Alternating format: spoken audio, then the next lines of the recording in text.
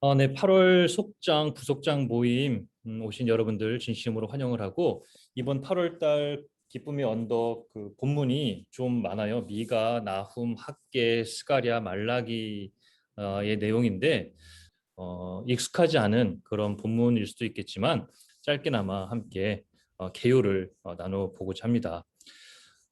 제가 여기다 제목을 난세의 영웅이 난다라고 했는데 이 성경 공부라든지 이제 설교라든지 이걸 인도할 때 보면 이 막 구약에 여러 왕들이 있고 성경도 되게 복잡하고 그게 어렵다 생각을 하는데 이 그림을 하나 머릿속에 딱 그 입력해 놓으면 이 구약 성경이 그렇게 어렵지가 않게 될 거예요.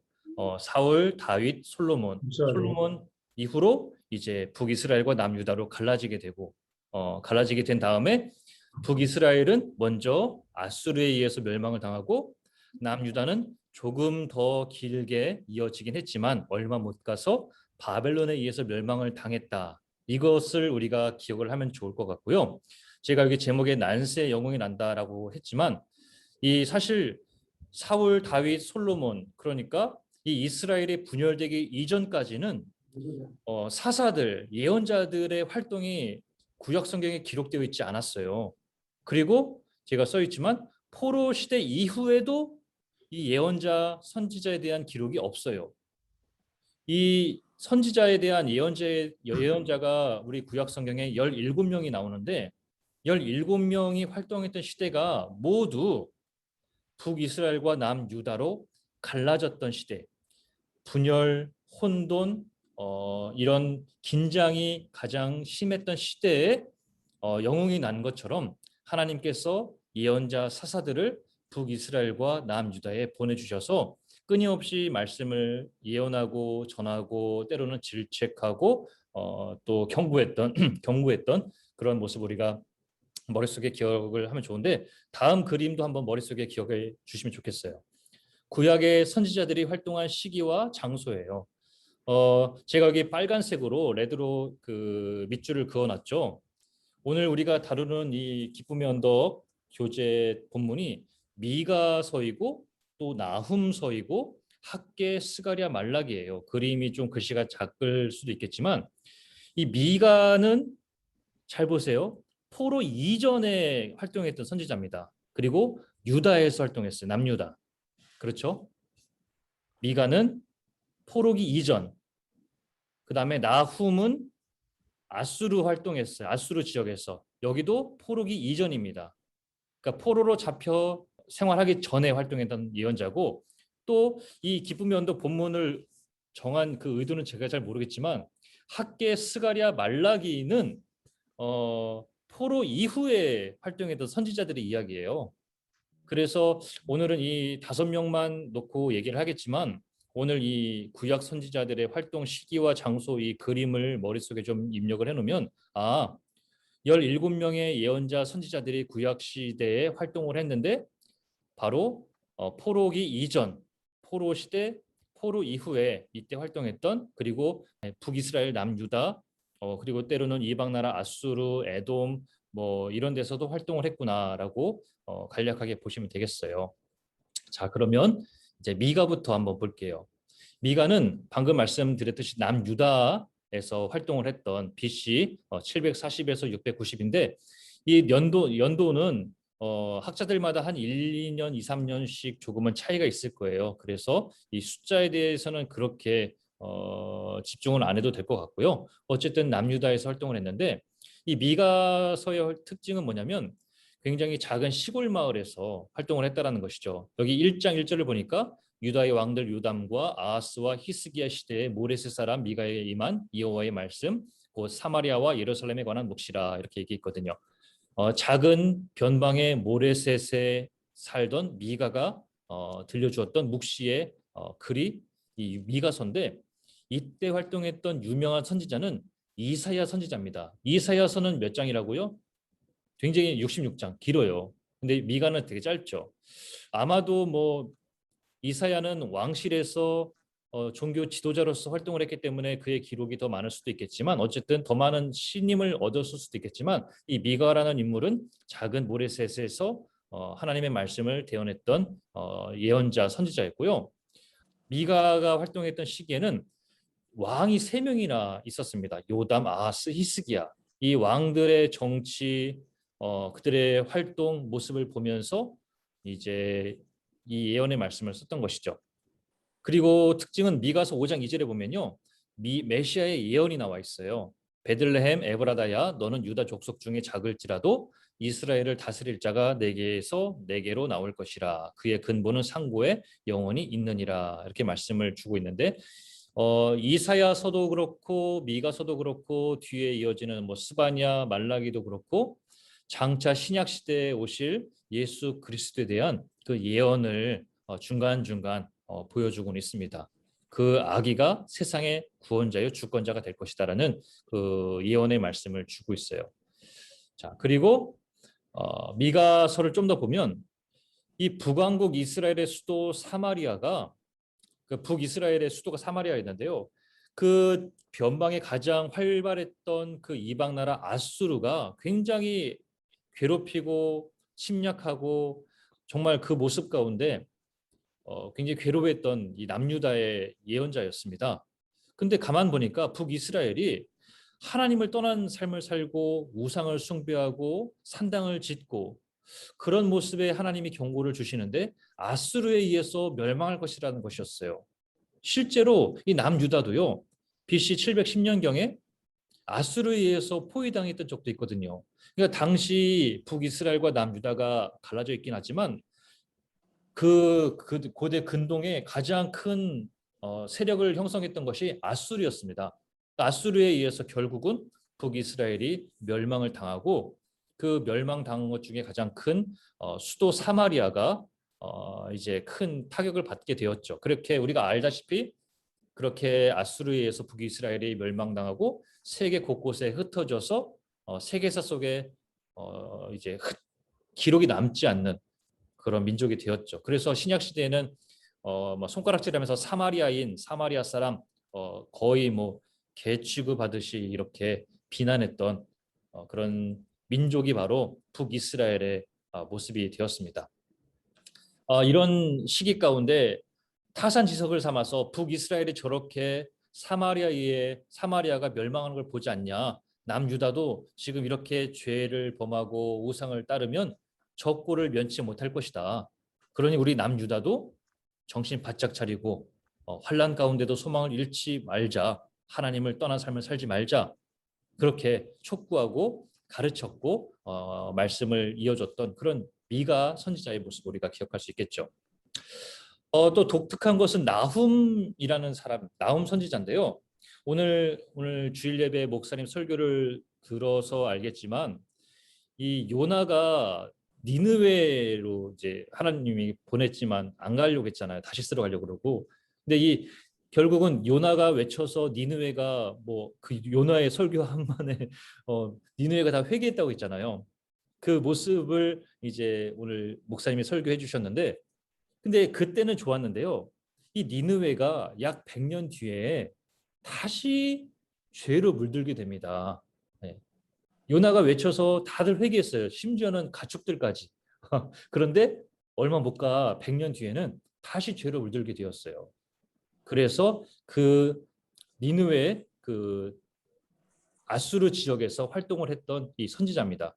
여기 보여 1장 8절 나중에 한번 찾아보세요. 3장 15절을 보면 이 나훔 선지자는요. 난공불락의 요새 이 니느웨지만 나중에 불과 물로 폐허가 될 것이다. 이렇게 예언을 합니다. 그렇게 니느웨가 저주를 받아 멸망할 것이다. 이렇게 얘기를 하는 것이죠. 니느웨는 아수르의 수도입니다. 근데 이 말씀이 사실은 이스라엘 백성들에게 큰 위로가 돼요. 왜냐하면 이 아수르라는 나라는 이방 나라지만 오늘 뭐 요나를 통해서 회개를 촉구하기도 했었지만 사실은 끊임없이 이스라엘을 공격하고 괴롭히고 침략하고 빼앗고 아무튼 정말 징글징글한 나라가 아수르였습니다. 큰 아수르인데 이 나훔을 통한 이 외침이 뭡니까? 그 못된 아수르 니느웨 얼마 못 간다. 곧 멸망할 것이다 라고 했으니 이 예언을 듣는 이스라엘 백성들은 굉장히 속으로는 그래 좀만 더 참자. 우리를 괴롭히고 있지만 얼마 못 가지 않아 하나님께서 물과 불로 저주할 것이다. 그런 소망 가운데 조금 더 인내할 수 있고 또 하나님의 그 위로하심을 체험할 수 있었겠죠. 여기서 우리가 느낄 수 있는 것은 아수르가 당시에 가장 세계에서 가장 강대국이라고 하지만 하나님께서 이 나음 선지자를 통해서 주셨던 이 말씀, 물과 불로 폐허가 될 것이라는 그 예언, 아무리 성벽이 견고하고 망대로 둘러싸인 난공불락의 요새라 해도 누구나 두렵고 떠는 그런 이방 나라를 할지라도 하나님 앞에서는 무용지물이라는 것을 우리가 알 수 있겠죠. 결국은 이 아수르가 나중에 또 멸망하게 되지 않습니까? 바벨론에 의해서. 자, 이게 바로 미가와 나훔, 그러니까 미가가 남유다에서 활동했고 또 나훔은 북이스라엘이지만 더 위에 아수르 지역에서 활동했던 선지자예요. 그렇다면 이제 시간은 조금 더 많이 가서요.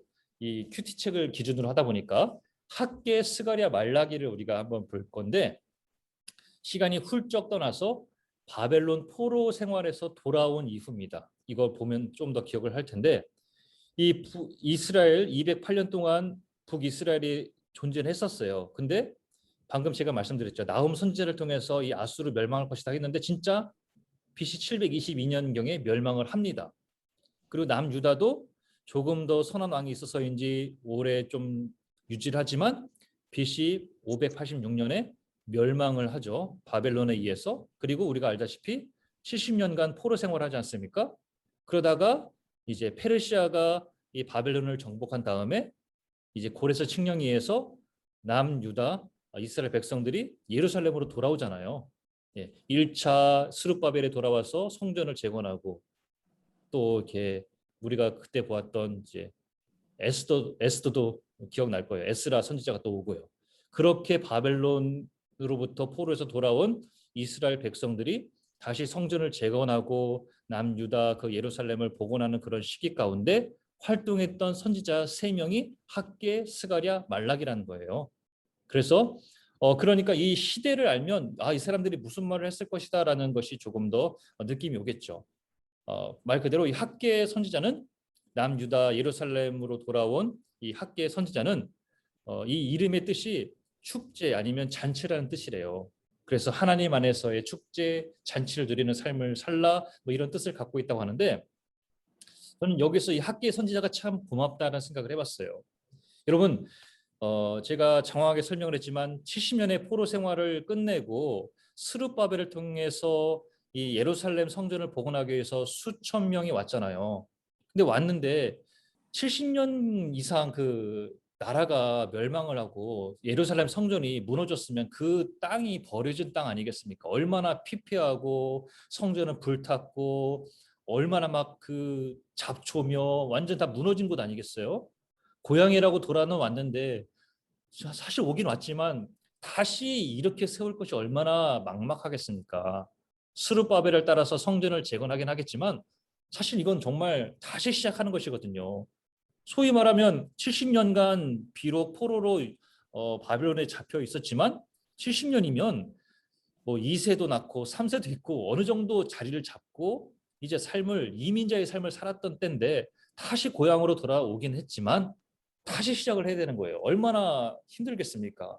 스룹바벨이 아무리 지도자로서 뛰어나고 성전을 재건하겠지만 이런 학계 선지자의 도움이 큰 위로가 됐을 것 같아요. 왜냐하면 이 학계 선지자가 이 포로 생활을 끝마치고 귀환한 이 유다 백성들에게 야, 우리 각자 먹고 살 것도 중요하긴 하지만 먼저 하나님의 집을 재건해야 되지 않겠냐. 그런 말씀을 선포하면서 스룹바벨을 도와줬던 조력자였거든요. 아무리 스룹바벨의 그 지도력이 뛰어나더라도 옆에 종교 지도자였던 이 학계라든지 뒤에 나와 있는 뭐 스가랴, 말라기, 스가랴 이런 사람들이 같이 기도하고 응원하고 이렇게 힘을 실어주지 않았다면 굉장히 어려웠을 것 같아요. 그때 포로에서 돌아왔을 때 옆에서 함께 힘을 실어주고 하나님의 말씀을 대언했던 선지자 중에 한 명이 학계인데 이 사람이 먼저 가장 중심에 두었던 것은 개인적인 집보다는 하나님의 집을 먼저 재건할 것을 강력하게 요구를 했던 거예요. 그러니 스룹바벨이 얼마나 큰 힘과 위로를 얻겠습니까? 예, 참 고마웠던 선지자였을 것 같아요. 이런 학계 선지자의 그 말씀을 한마디로 요약을 한다면 마태복음 6장 33절로 요약할 수 있을 것 같아요. 너는 먼저 그의 나라와 의를 구하라. 하나님의 일을 먼저 하자. 하나님의 집을 먼저 재건하자. 이 얘기를 가장 먼저 외쳤던 것이 학계예요. 그 중심을 우리가 놓고 나중에 큐티 할 때 더 도움이 될 것 같아요. 그리고 나서 또 스가랴 짧게 또 본다면 스가랴 또한 이 바벨론 포로에서 돌아와서 스룹바벨을 도왔던 인물 중에 한 명이에요. 바벨론 포로에서 돌아온 제사장 가문인 이또의 손자 베레기야의 아들인 스가랴를 통해 전해진 메시지는 나에게로 돌아오라 그래요. 고향으로 돌아온 예루살렘인데 아까 제가 말씀드렸습니다만 70년간 전쟁으로 끌려간 포로들이잖아요. 그러니 정말 집 정리도 못하고 그냥 끌려갔기 때문에 불타고 무너지고 황폐해진 그 예루살렘 아니겠습니까? 이 스가랴 또한 다시 일으켜야 되는 이 부담감, 정말 황폐한 이 고향에서의 그 막막함, 자꾸 도망가고 싶고 또 주저하는 그 이스라엘 백성들, 유다 백성들을 향해서 우리 여호와께로 돌아가자, 힘을 내자. 자꾸 다른 걸 생각할 것이 아니라 우리 돌아온 이 고향 땅 예루살렘을 다시 재건하자. 그렇게 하나님께로 돌아가야 된다. 그런 말씀을 굉장히 강조하면서 위로를 주었던 선지자였어요. 그래서 그리고 이 스가랴의 특징은 굉장히 나중에 이 말 예수 그리스도 메시아에 대한 예언을 두 차례에 걸쳐서 주고 있어요. 제가 여기다가 나중에 좀 찾아보세요. 거기서 메시아에 대한 소망을 굉장히 주고 있습니다. 황폐하고 피폐하고 힘든 이 백성들 가운데 조금 더 참고 인내하자. 우리 메시아께서 오실 것이다.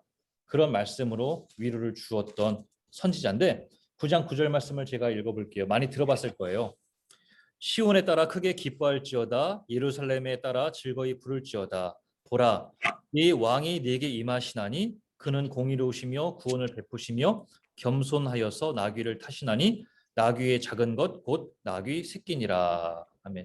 이 말씀 우리가 이제 대강절 때나 이럴 때 많이 듣잖아요. 그것처럼 이 스가랴 이 선지자는 이 유다 백성들 가운데 포로에서 돌아온 이후에 힘든 그 좌절과 절망 가운데 메시아에 대한 그 간절한 열망, 염원, 그 바램을 노래하고 들려주었던 그런 선지자였어요. 그러니 이 유다 백성들이 이 스가랴 같은 선지자의 말씀을 들으면서 위로를 얻고 힘을 얻고 조금 더 인내하고 참고 다시 힘을 낼 수 있었던 그런 백성들이 되겠죠. 그리고 마지막으로 이 말락인데요. 말락이라는 그 이름은 나의 사자, 나의 천사라는 그런 뜻이라고는 하는데 아마도 실제 사람의 인물은 아닌 것 같아요. 지금까지 다른 선지자들의 이름은 그 선지자의 이름을 따서 성경책이 이제 되었지만 이 말라기는 아마도 이제 실제 이름은 아닐 것 같다라는 것이 학자들의 주된 의견이고요. 말라기 같은 경우는 조금 다르게 성전이 완공된 이후에 지금 좀 전에 다들 힘들게 학계 스가랴는 성전이 완공되기 이전에 이거 언제 우리 다시 시작하나 막 시작도 하기 전에 지쳐 있는 그 백성들에게 위로를 주었다면 이 말라기 같은 경우는 완공된 이후에 기록을 한 것으로 우리가 알고 있는데요. 우리가 이제 좀 이 학계와 스가랴 또 스룹바벨을 통해서 이 남유다가 재건되고 성전이 완공되고 이제는 하나님께서 복을 주실 것 같이 기도가 응답될 것처럼 느껴졌는데 아니 이게 바로 응답이 안 되면 어떻게 돼요? 지치고 힘들다는 거예요. 예. 그런 상황이었던 것 같아요. 이 유다 백성들도 스룹바벨을 통해서 뭐 에스라를 통해서 느헤미야 뭐 성전 그 벽을 막 건축하고 막 이렇게 다 으쌰으쌰하고 이제 정말 말씀으로 돌아가자 이렇게 했는데 아멘하고 딱 했는데 눈을 뜨니까 그거 아직도 이루어지지 않고 있는 거예요. 그러니 이 유다 백성들이 또다시 절망하고 좌절하고 그래서 일부는 믿음을 버리고 다시 이방인들과 결혼하고 우상을 찾고 그런 상황이 이어졌던 거죠. 그런 상황에 이 말라기 선지자가 그러지 말자. 끝까지 믿음을 지키자. 그런 예언의 말씀을 주었던 거고 말라기 4장 6절을 제가 읽어보면 그가 아버지의 마음을 자녀에게로 돌이키게 하고 자녀들의 마음을 그들의 아버지에게로 돌이키게 하리라. 돌이키지 아니하면 두렵건대 내가 와서 저주로 그 땅을 칠간으로 하시니라. 그렇게 말씀을 줍니다. 사실 조금 마음이 좀 씁쓸해요. 왜냐하면 구약 성경의 맨 마지막 말라기의 4장 6절의 말씀인데 경고의 메시지로 구약 성경이 이제 덮어지는 것이거든요. 끊임없이 말라기를 통해서 주셨던 이 말씀의 핵심은 메시아에 대한 소망을 기대하고 있습니다. 예. 여기서 늘 그 오픈 엔딩처럼 갖고 있는 그 메시지는 곧 메시아가 올 것이다 라는 기대감으로 구약이 마무리가 되는 것이죠. 자, 말라기 이후에 그럼 어떻게 될 것이냐? 사실 이거 성경에 없는 거예요. 말라기를 통해서 성경이 딱 끝나잖아요. 구약 성경이. 그리고 나서 바로 성경책은 신약 성경으로 이어집니다. 그냥 신약 성경으로 이어지는데 마태, 마가, 누가, 요한, 복음서가 시작되잖아요. 근데 이 말라기와 복음서가 쓰여진 사이에는 수백 년, 400년의 시간이 비어 있어요. 자, 그걸 바로 신구약 중간기라고 합니다. 말라기로서 구약이 끝났고 마태복음을 시작으로 신약이 시작되지만 역사적으로 보면 그 사이에는 400년이라는 시간이 비어 있습니다. 그런데 이 400년이 신약 성경을 나중에 이해할 때 굉장히 중요해요. 다시 복습하는 거예요. 아수르가 그렇게 북이스라엘을 괴롭혔고 사마리아를 멸망시켜서 세계를 흐트러 버렸잖아요. 근데 그 아수르도 결국은 바벨론에 의해서 멸망을 당합니다. 그 바벨론은 남유다를 끝까지 괴롭히다가 포로로 70년간 잡아갔죠. 그러다가 페르시아가 다시 바벨론을 정복하면서 고레스 칙령에 의해서 다시 고향으로 돌아왔잖아요. 그래서 아까 제가 고향으로 돌아온 학계, 스가랴, 말라기 이야기를 했던 것이죠. 그렇게 말라기가 끝난 듯 했는데 말라기로서 성경책의 역사가 끝난 게 아니라 그 신구약 중간 이 400년 가운데는 그런 페르시아도 결국은 그리스에 의해서 멸망당합니다. 그 그리스가 이 이스라엘을 침략해서 통치를 하지만 잠시 그 마카비 항쟁이라고 아마 들어보셨을지 모르겠지만 약 100년 정도 유대인들이 독립할 때가 있었어요. 유대인들이 한 100년 정도 독립을 했다가 다시 로마에 의해서 또 정복을 당합니다. 그렇게 로마에서 식민지 하에 들어가면서 시작되는 것이 이제 마태, 마가, 누가, 요한 예수님의 시대가 돌아오는 거예요. 그래서 이건 보너스 서비스로 신구약의 말라기와 그 복음서 사이에 400년 정도가 비는데 그 당시 있었던 이야기는 페르시아가 다시 그리스에 의해서 멸망당하고 유대인이 잠깐 독립을 하지만 또 다시 로마로 이제 그 페르시아 그 포로 식민지야 식민지가 되는 시대가 된다는 것. 그것을 우리가 머릿속으로 조금 시대를 역사를 조금 머릿속에 그리면 이 성경을 이해하는데 조금 도움이 될 것 같습니다.